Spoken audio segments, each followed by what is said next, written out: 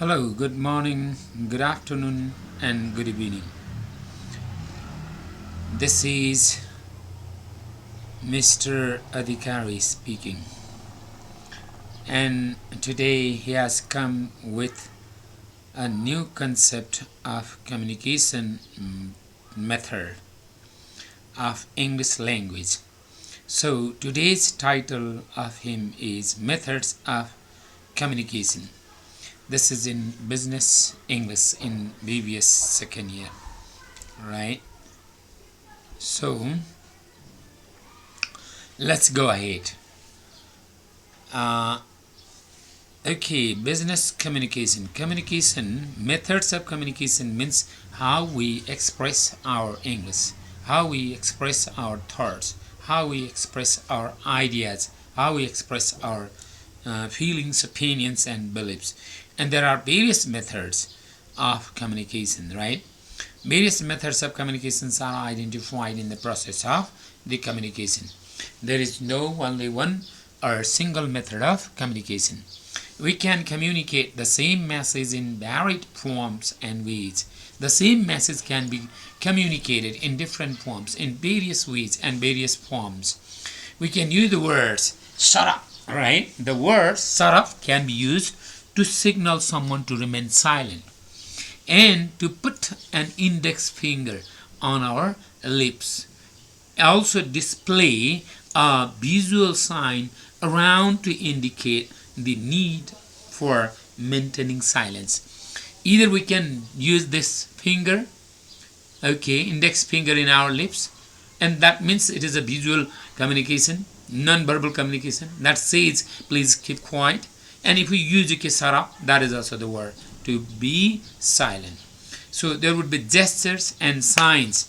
Gestures and signs are two methods of communications. This is the one, sign language. Another one is gesture, right? Movement of the body. And then verbal, non-verbal, and visual forms of communication are the three methods of communication, especially so we can categorize the communication methods of communication in three levels, in three forms, three methods of communication. One is verbal communication. Verbal communication means we speak and then we communicate. We communicate through the words. Non-verbal means okay, almost without the words, right? Without using the words, gestures, signs, that is okay, non-verbal. And then visual means we can see the picture and then we can communicate. Visual forms of communication. So communication, these three are the major methods of communication: verbal, non-verbal, and visual forms of communication. Each method of communication has its own system again, right? All other forms of communication systems come out of these three forms, means verbal, non-verbal, and visual. Any types of communications, other communications come within these three methods of communication system. Now let's talk about verbal communication. That is called verbal. Under verbal also comes written and oral. Today I'm talking only about written communication and oral communication. I'm talking about verbal communication. And non-verbal and visual communication I will be coming with other slides, right? So this is the first part out of three categories of communication system, out of verbal, non-verbal, and then visual. Today we are going to talk about verbal communication system, methods of language. And out of the verbal communication method, there are two methods again. One is written. Through the written also, that is word, that is a verb, we use verbal communication. And oral means we speak, that is another form. These two forms come under the verbal communication method. Humans possess the unique ability to use language to communicate with each other. Unique ability we possess in our just mind, right, to have the language communication, right? Language is a symbolic system, and we make utterances and sounds in a way that others can understand. Yes, symbolic system. And we use the sound, we use the just utterances, speeches, right? And other people can understand through our speech, through our utterances, through our sounds. If the sound is not understandable, and they cannot understand others, other cannot understand. Because if I speak now Nepali language and native English speakers do not understand Nepali, right? So even the verbal sound utterances cannot be communicable if it is not exchangeable to the language speaking community, right? Any form of communication, either written or spoken, that involves language is called verbal communication. Either written or spoken, or written or oral, that is called verbal communication. Verbal communication is the most common method of communication system. Verbal communication can further be categorized into two types, that is called written and oral or spoken, right? These are the two forms. Now let's talk about written communication. Written communication, right? And written communication has its advantages and disadvantages, right? Written means we write and then communicate. We send the emails, we send the cases memos, number of things are there, and through these writing process we communicate, and it has both advantages and disadvantages. Written communication refers to the process of conveying message using graphic symbols, right? And then written communication is the most common and effective means of communication in an organization. This written communication of system is used in organization, in any institutions, right? And there, what comes in written communication system means email. Email writing is one communication system out of written form. Memos, that is another system of communication. And then circulars, reports, business proposals, contracts are some of the commonly used forms of written communication in an organizations. Organizations prefer written communication to transmit relatively longer, complex and formal messages. Organizations do not prefer oral communication, oral agreement, oral contact. It must be written contact. It must be written memos, written emails, written reports, written proposals, planning of everything that organization demands, not oral communication system, right? But written communication is a complex. It is a formal, right? It is a longer one than the oral communication. Any document that has a legal implication is also communicated in a written form. Any type of legal, right, implication is also communicated through the written form, right? But written communications, feedback is not immediately available. It takes time. Oral communication, doesn't take time. Feedback comes within a second. Now, advantages of, say, written communications. What are the advantages? Written communication provides permanent records. There is a record we can use even in future, right? It can be used as a reference in research later. Written communication, if it is written, and it can be a reference later for the researchers. It has got legal status. When we have written communication, it has a legal position, legal status. And if it is a written communication between two people, and no one can ignore that he or she has not communicated in that way, so it has a legal power. It helps to write down principles, policies, and rules. From written communication, we can write down various principles, various policies, and then rules. Written messages are carefully crafted and tend to be precise, right? Written messages are beautifully, carefully crafted, means made, and tend to be precise, tend to be exact. Effective written communication enhances an organization's image, right? If it is effective communication, written communication, and it enhances, it develops organization's image, it becomes better. It can have a kind of better image of the organization. Written messages are more credible and reliable. We can believe. We can just give the credit to the written communication system. So, written communication allows ample, means enough time for the receiver to interpret. They can interpret, they can read, they can analyze and understand the message, right? Written messages can be sent out to a large number of receivers. These are the advantages, right? See, there are various advantages. It can be a record, it can be used later as a reference, it has got legal status, it helps to write down principle, policies, and the rules and regulations.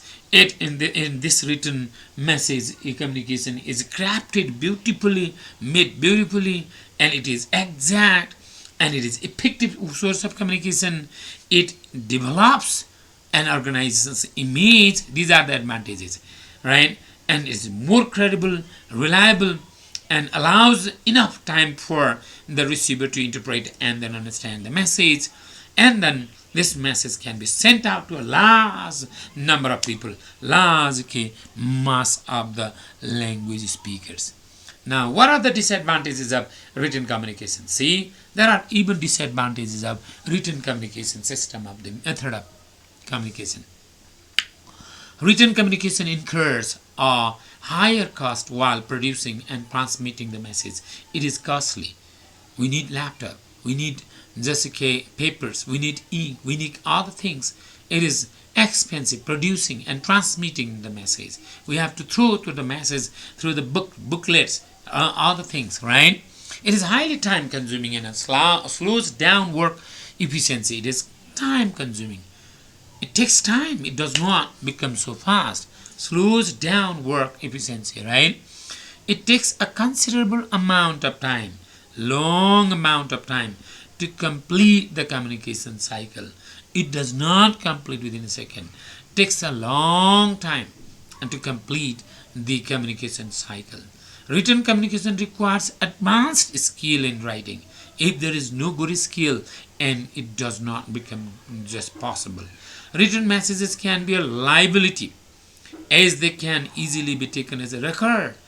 There is a liability, there is a responsibility. It remains as a record, and it becomes a kind of source later, legal status it has. So it becomes a problem sometimes. Written communication does not provide feedback immediately, as it is possible through the just oral communication, right? Written communication is more rigid and less participatory. More rigid, right? Less participatory, because two forms, two sides of people are not talking, are not involved in written communication system. So written communication is the most fundamental form of communication, right? It is fundamental form of communication, and it has got, say, another one, effective. How we can have effective written communication then? There are different forms of effective ways of communication. The effectiveness of written communication, written messages, depends on the right choice of words.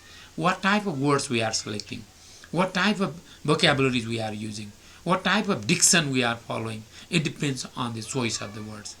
The following guidelines will help to write effective messages. Now, these are the guidelines how to write effective communicative messages. Use plain and simple language, right? While in writing, we have to use very plain, simple, right? And then plain language. Writing in plain language helps us to avoid ambiguity, means confusion. No confusion is there if it is a plain, simple language, and making it easier for the receiver to read it faster.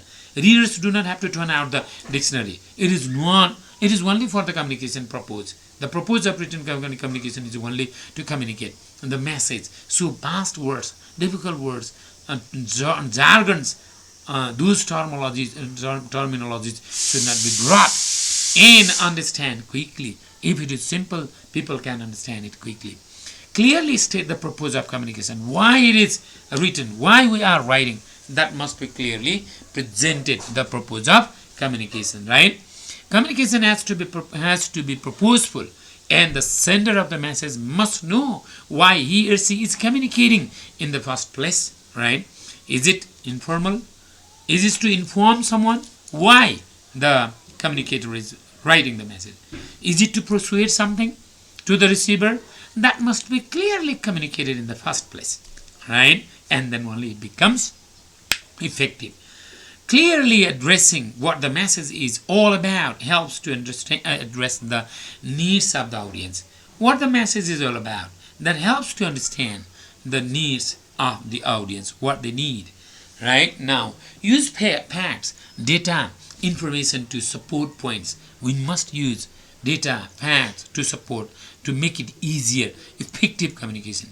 Good communicators use facts and data to support their points so that the audience is convinced with the message. And we have to develop coherence in writing. Coherence means logical form of writing. Okay, what comes first and what comes next? There must not be jumbled idea in written form of communication. Well-written message provides information in a coherent way, logical way, linking one idea to another. That type of linkage, okay, connection must be maintained in written communication form of language. Write concisely now. Another key effective way of written communication messages is to write concisely, exactly, properly. Writing is not about impressing the reader with big words and complex sentences. It is all about clearly communicating ideas and information. That's why we must write exactly, concisely, not unnecessary words, not complex sentences, not big words, right? And clear, simple communication is the best way. In writing, we need to use concrete words, not abstract words, and short and active sentences, not long sentences and not passive sentences. And if we write long, complex, abstract ideas, that becomes philosophical writing, right? Call for action means in written communication, we must call, in effective written communication, we must call for action. The writer should make it clear is what he or she expects from the reader.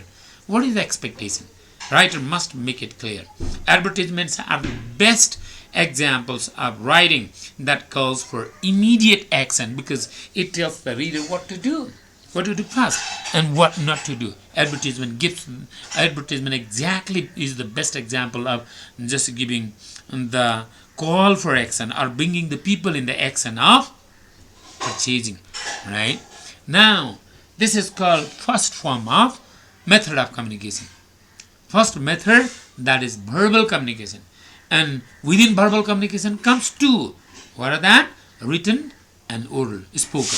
Now, oral or spoken communication. Let's see. Oral communication is called as day-to-day communication, right? It is not just formal, it is informal. When two or more than two persons communicate using spoken words, it takes the form of oral communication. If two or more than two people just involved in the communication system, and it takes, right, the oral communication. It can be both formal and informal, right? Sometimes if the speech is delivered in a program, in an organization, that is formal, right? Having conversation with friends is informal communication. But the communication in an organization, delivering speech in an organization is formal communication. It has got both advantages and disadvantages in the communication process. Is written communication system also has got advantages and disadvantages. Oral communication form of language is method of language has also got both advantages and disadvantages. Now, what are the advantages of oral communication? Let's see. Oral communication is more interactive, and the sender receives quick feedback from the audience. Yes, it is interactive and quick feedback. There in written communication, feedback is not received. It takes time, right? After reading, after interpreting, after analyzing the ideas by the receiver. But there in oral communication, what happens? It is interactive. Two people are involved, and the sender sends the message. Receiver receives the message quickly, and there is a quick feedback. It is cost effective and time saving, right? It is cost effective and time saving. We don't need much time to write. It facilitates quick decision making as the participants provide instant feedback, because if it is good, we can go in the action. We can take the decision. If it is bad, we can avoid that plan, that ideas. So there is a quick decision. A quick decision making process is it provides instant, means direct, at once the feedback.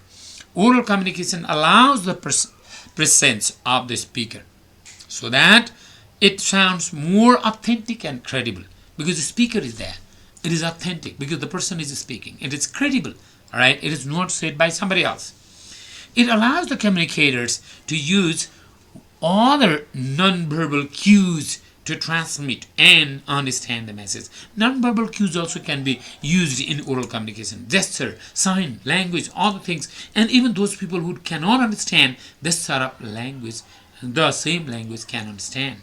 Oral communication is more flexible, it is sensible, it is not fixed one.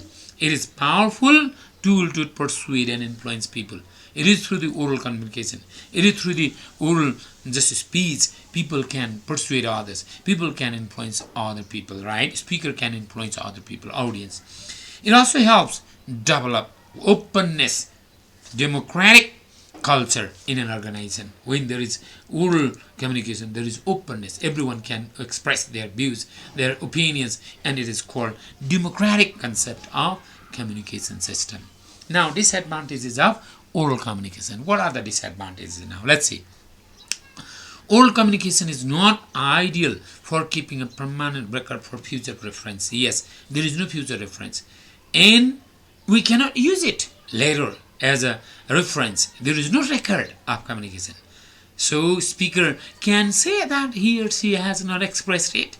Right? Physical libraries like noise, barriers, physical barriers like noise, background disturbances. Yes, as I'm recording it, there is a disturbance. The sound is coming. Something is there. So there is something. My speech is barriers. This noise is coming. Background disturbances negatively affect the effectiveness of oral communication. That is another disadvantage. In oral communication, the effectiveness of the message is highly dependent on the speaker's skill. What sort of skill the speaker has. It depends on the speaker's skill, right? Oral communication lacks facts since it includes the most emotion and personal feelings of the speaker. Facts may not be there. Maybe emotions of the speaker, personal feelings of the speakers can be more dominant, right? Oral communication is accompanied by non-verbal cues, means we can use even non-verbal gestures, right? Sometimes the receiver might take the message casually, even if the message is serious, right, in oral communication. So this is a disadvantage. Excellent oral communication skills lead to successful career and workplace excellence. If it is excellent, that leads successful career, excellence like a job, better things. Now, guideline for effective oral communication. How to have effective oral communication in the mass. That is another guideline. Conversation, presentation, and discussions are some of the primary forms of oral communication. Sometimes we present idea, discuss. We must speak slowly. This is another idea. Maybe I'm wrong because I'm speaking fast. Listen carefully. We must speak slowly and then listen carefully. And build rapport, means good relationship with the audience to be more effective. Good relationship should be made there. Be brief and to the point. We need to be brief, short, and we must go to the point. We must bring the idea to the point.